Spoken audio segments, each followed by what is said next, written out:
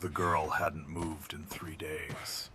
Not because she couldn't, because she was told not to. 7 years old, alone in a dry arroyo cut deep into the San Juan Basin. No fire, no food. Just a voice in her head repeating the same words. Don't come out, no matter what you hear. And somewhere above that canyon, men were already looking for her. Not to bring her home, to make sure she never spoke. 40 miles north of that arroyo, Jonah Vance was not thinking about any of it. He hadn't thought about other people's problems in a long time. 3 years, maybe more. Time had stopped meaning much out there. His world was simple. A shack built against a sandstone rise, a half-dry well that still gave enough water to matter, and a stretch of land too poor for farming, too far for lawmen, and too forgotten for anyone to care about. That was the point. Jonah had been a deputy once. Badge, gun, responsibility. Then one bad call, one man dead who shouldn't have been, and everything after that stopped making sense. So he left. No badge, no town, no one left to answer to, and no one left to fail. The morning it changed didn't feel different. That was the thing about moments that rewrote your life. They didn't announce themselves. Jonah was crouched beside the well, pulling up a rusted bucket hand over hand, the rope cutting into his palm the way it always did. Routine. Then the mule tied near the fence line lifted its head, still, ears forward. Jonah stopped pulling, listened. At first, nothing. Then, a sound that didn't belong. Not footsteps, not a horse. Something dragging, uneven, slow. He let the rope drop. Water sloshed back into the well. Didn't matter. His hand went to the revolver at his hip out of instinct, not decision. That part of him had never gone away. He moved along the edge of the ridge, keeping low, stepping where the ground stayed hard. The arroyo cut into the land maybe 30 yards out, a narrow scar in the earth where rainwater used to run years ago, dry now. That's where he saw her, face down in the dust, one shoe missing, clothes torn, sun-bleached, stiff with dirt and sweat. She hadn't collapsed there, she had crawled there. Jonah stood over her, not moving, not yet, because nothing about that made sense, and things that didn't make sense came with consequences. He should have walked away, that had been the rule. For 3 years, that had been the only rule. But then, she made a sound, barely anything, a breath that caught wrong. Alive. Jonah crouched, pressed 2 fingers to her neck, pulse, fast, thin, still there. Not much time. He turned her slightly, enough to see her face. Asian, mid-20s maybe, hard to tell under the dust and heat. Her lips moved, no strength behind it, just words trying to exist. Jonah leaned closer. Don't go down, she whispered. Not asking for help, not begging, warning. Why? He asked. Didn't know why he asked. Her eyes didn't open, but her hand moved, weak, searching. She caught his sleeve, held it with what little strength she had left. There's a girl. That was it. Everything else, gone. Jonah didn't move for a second, because that changed things. Saving a stranger, that was a choice. Walking away, that was easier. But a child, alone somewhere out there, that wasn't something he could ignore. He lifted her, carefully, too light, always a bad sign. Carried her back toward the shack, step by step, not thinking past the next one, not yet, because once he did, he already knew. Whatever had put her in that arroyo wasn't finished. And now, neither was he. She woke after sunset, not suddenly, gradually, like someone climbing back up from somewhere too deep. Jonah had moved her onto the cot against the far wall, replaced the dust-soaked shirt with a clean cloth, worked water into her slowly, a few drops at a time. No rush. Rushing killed people in that condition. The lantern burned low, casting long shadows across the rough timber walls. Outside, the desert cooled fast, heat draining out of the ground as night took hold.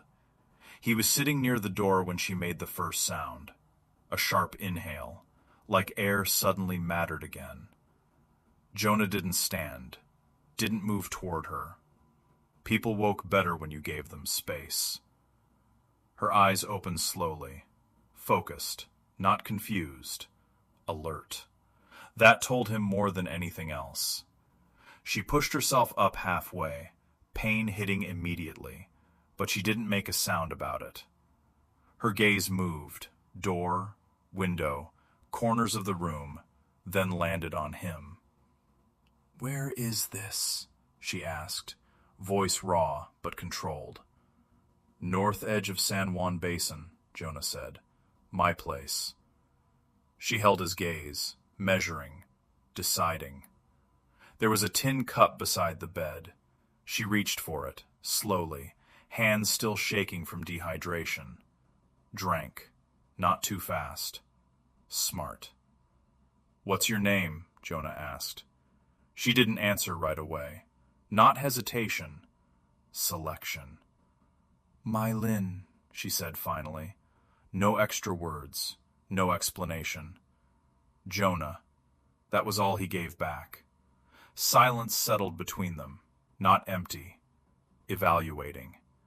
"You walked up from the arroyo," he said, "on that foot." She glanced down, bandaged tight, already stained. "I didn't have a choice," she said. Jonah nodded once.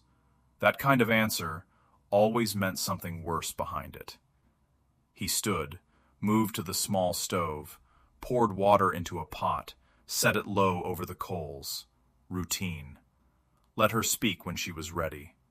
She didn't. Instead, "Did anyone follow me?" she asked. Direct. Jonah didn't answer immediately. He watched the flame catch beneath the pot. Then, no. Not a lie. Not the whole truth either. Her shoulders eased, just slightly. Not relief. Calculation shifting. "You said something earlier," Jonah said. He didn't turn. "There's a girl." Silence. Longer this time. Heavy. When she spoke again, her voice had changed. Lower. More careful. "She's still out there." "Where?" "A dry cut east of here, maybe 2 miles. Sandstone ridge at the end." Jonah turned now, watched her. "She's alone?" he asked. "Yes." "How long?" 3 days. That landed hard. Too long. "Why?" he asked. Simple, not accusing. Maylin closed her eyes for a moment, then opened them again. "She has something," she said. "What kind of something?" "The kind people kill for." Jonah didn't react, didn't ask more, but he understood enough. "What people?" he asked instead. She studied him, not sure yet how much to give. "Men from the valley," she said finally, "working for Harrow and Pike." The name sat in the room, quiet, but not unfamiliar. "They came for your land," Jonah said, not a question. "Yes." "How many?" "Enough." She shifted slightly, pain catching again, ignored it. "They didn't just take it," she added. "They burned it." Jonah's eyes stayed on her, still. "And the girl?" he asked. "She wasn't supposed to get away." There it was. She saw something, he said. Mei Lin shook her head slightly. Not saw. Remembered. That was worse. Much worse. Jonah exhaled slowly, turned back toward the stove, water starting to simmer. He poured 2 cups, set one beside her. She took it without hesitation this time, drank. You should rest, he said. We move at first light. Her eyes snapped back to him. You're going?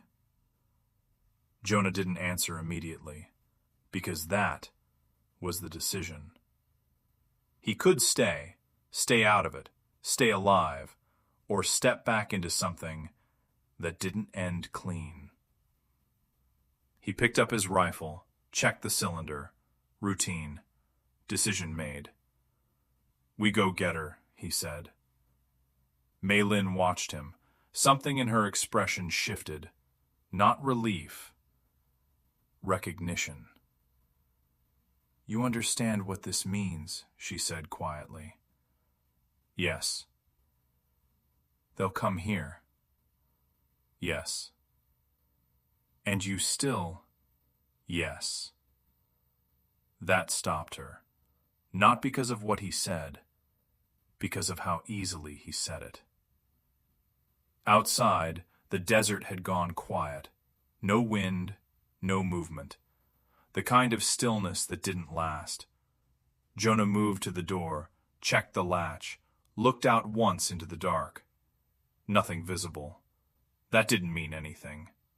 He closed it again, turned back toward the room, toward her. Get some sleep, he said. You'll need it.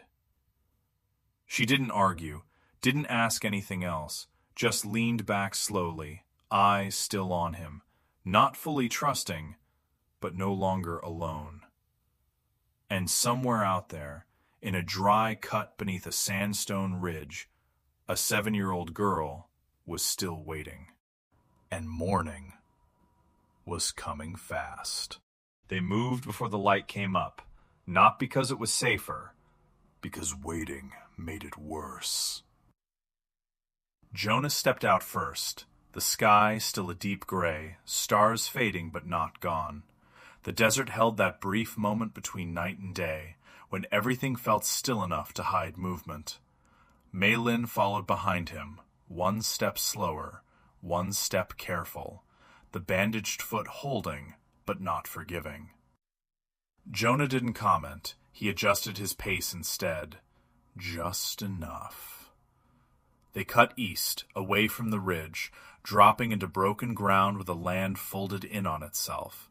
Dry gullies, stone shelves, scattered sage. Terrain that didn't carry sound cleanly and didn't leave easy tracks.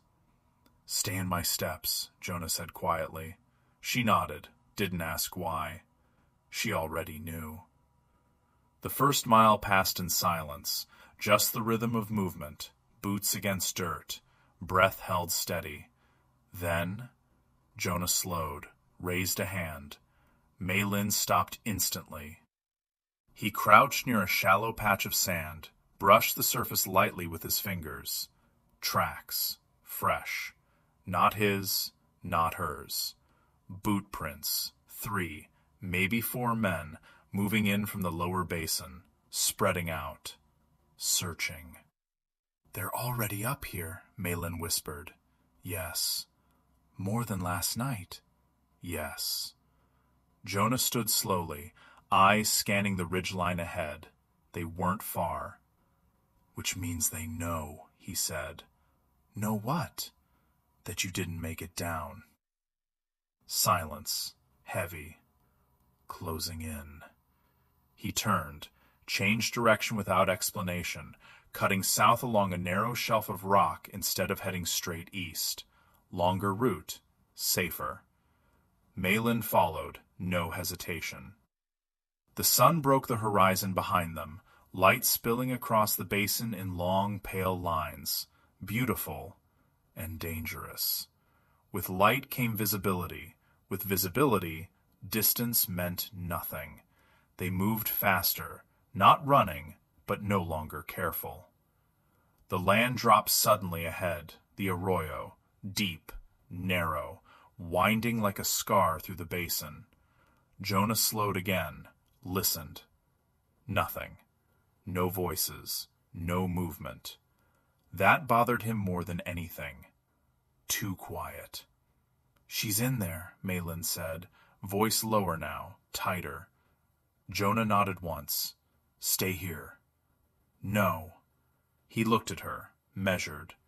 "You can't move fast on that foot." "I don't need to. She's been alone for 3 days."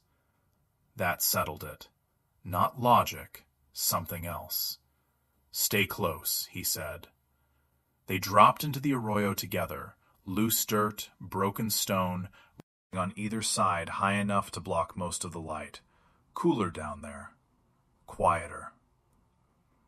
Jonah moved along the right wall, hand grazing the rock, keeping orientation, eyes scanning every shadow.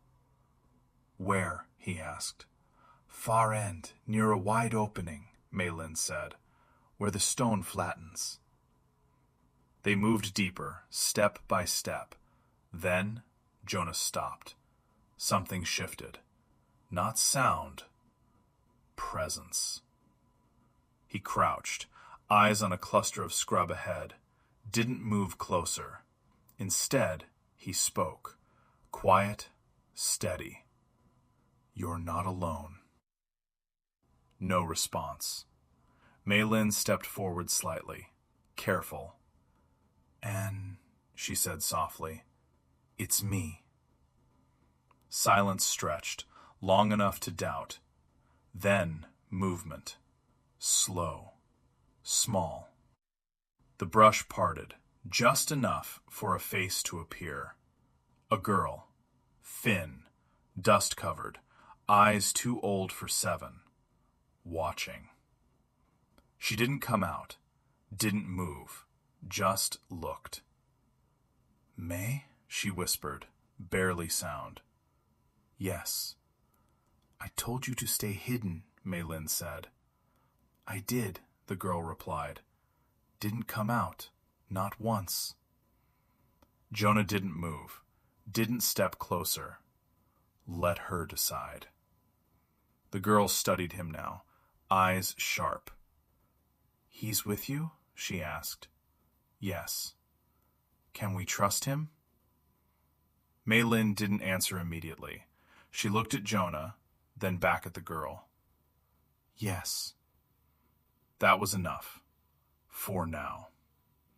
The girl stepped out slowly from the brush. Small, fragile, but standing. Jonah watched her, the way she moved, the way she kept distance, the way her eyes never stopped measuring. Not a child anymore. "What's your name?" he asked. She hesitated. Then, "Anne." No more than that. Jonah nodded once. "All right, Anne," he said quietly. "We're getting you out of here." The girl looked past him, up toward the rim of the arroyo. "They're already up there," she said. Jonah's eyes lifted, and for the first time, he saw it. A shadow moving along the ridge. Then another. Too late to stay hidden. Too early to run clean. "They found us," Maylin said. Jonah's hand moved to his rifle. Slow. Controlled. Decision settling. "Then we don't go back the way we came," he said. He looked at the girl, then at the canyon ahead. There's only one way out now. And it wasn't the safe one. The shadows on the rim didn't move away. They spread. That was the difference. Jonah counted without looking like he was counting. 1, 2, 3.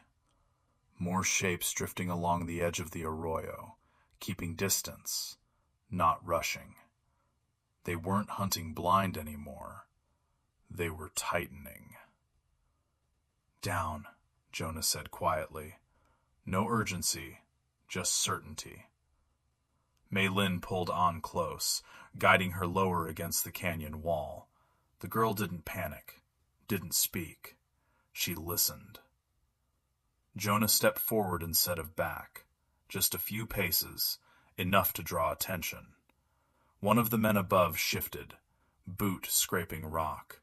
Then a voice dropped down into the arroyo. Calm, controlled, practiced. "Save us the trouble," it called. "Send the girl up, and we walk away." Jonah didn't answer, didn't even look up. Let them wonder. Another voice, closer now. "You know who we work for. That paper doesn't belong to you." Jonah finally lifted his head, eyes tracking the ridgeline, finding movement, spacing, angles. "No," he said, flat. "It doesn't." Silence above, brief.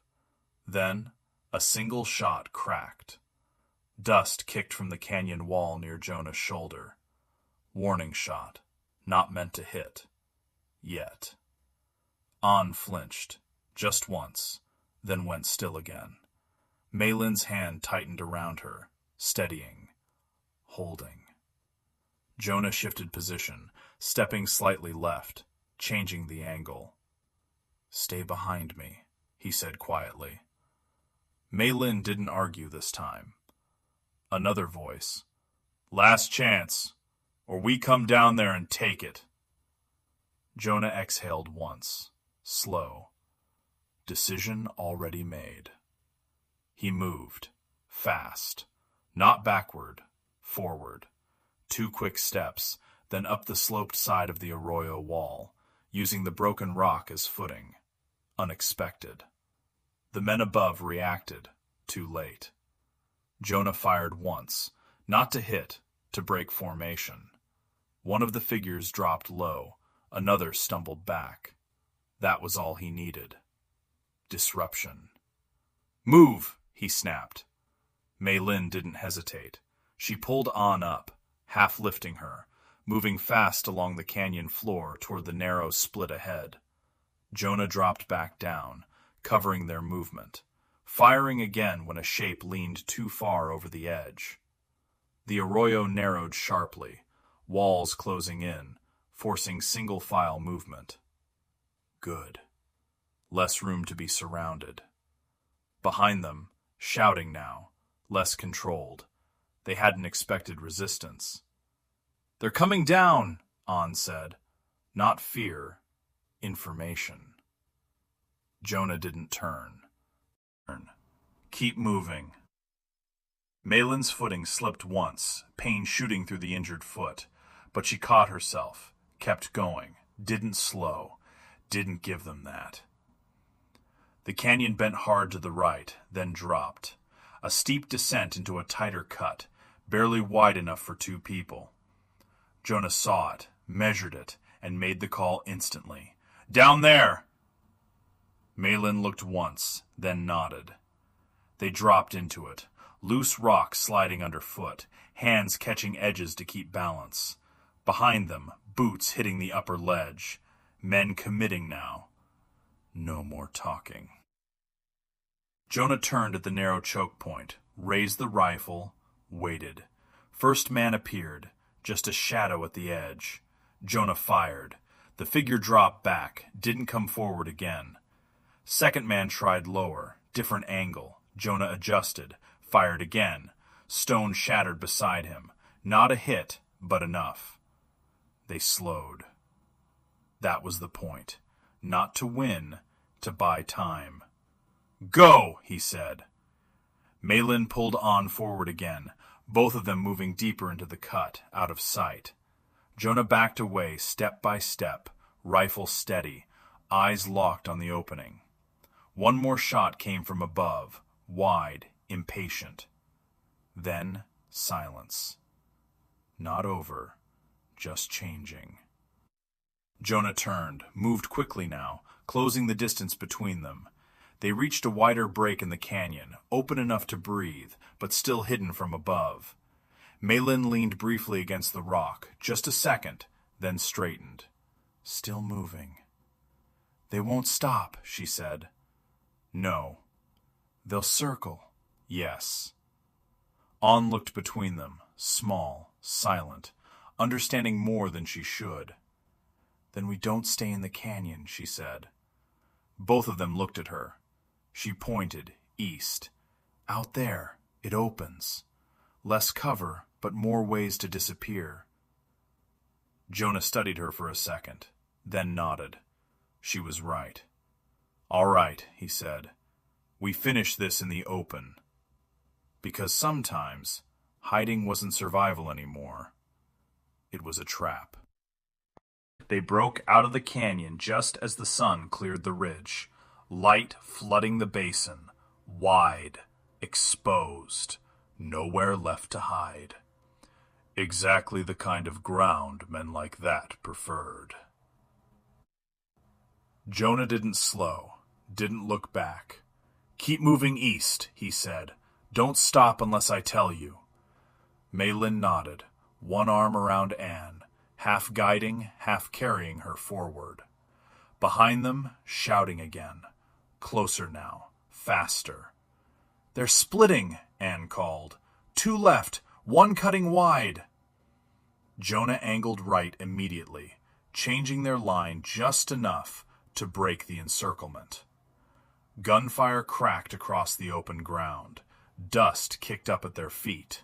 Closer. No more warning shots. Down, Jonah snapped. They dropped behind a low rise of stone, barely enough cover, but better than nothing. Jonah fired once, forced one of the men to pull back. They're pushing, Maylin said. Yes, they won't stop for anything now. Anne pressed close against her, small, silent, but watching everything, remembering. Jonah glanced at the horizon, then saw it. Far east, a thin line of movement. Wagon, two riders. Not Harrow and Pike, different formation, different intent. Stay here, he said. Maylin grabbed his sleeve, not stopping him, just grounding the moment. You don't have to. Jonah shook his head once. No, I do. He stepped out from cover, into the open. Gunfire followed immediately. He moved through it, not rushing, not hesitating, drawing them. Two of the men shifted toward him, exactly what he wanted. He fired. One dropped back. The other kept coming. Jonah closed distance, cutting the angle, forcing them off the line toward Maylin and Anne. Behind him, more shots, but wider now, less controlled. They were reacting, not leading. Then, a new sound, closer, hooves, fast.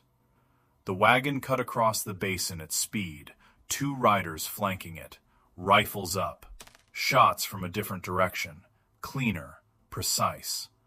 One of the men dropped instantly, the other turned, too late, gone. Silence followed, not slow this time, immediate. Jonah stood still for a second longer, making sure it was over. Then he turned. Maylin and Anne were already moving toward him. The wagon pulled up hard beside them, dust settling around the wheels. One of the riders leaned down, older man, Cherokee, eyes sharp. You Jonah Vance? He asked. Jonah nodded. The man looked at Maylin, then at Anne, then back at Jonah. Understood everything without needing it explained. Get in, he said. No time left for standing. They didn't argue, didn't waste a second. Jonah lifted Anne first, set her into the wagon. She didn't resist, didn't hesitate. Trusted.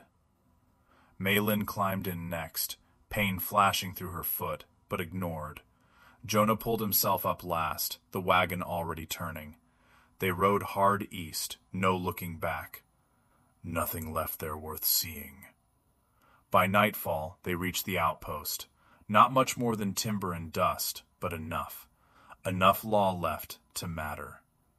The papers were handed over, names spoken, records confirmed. Things set in motion that couldn't be undone.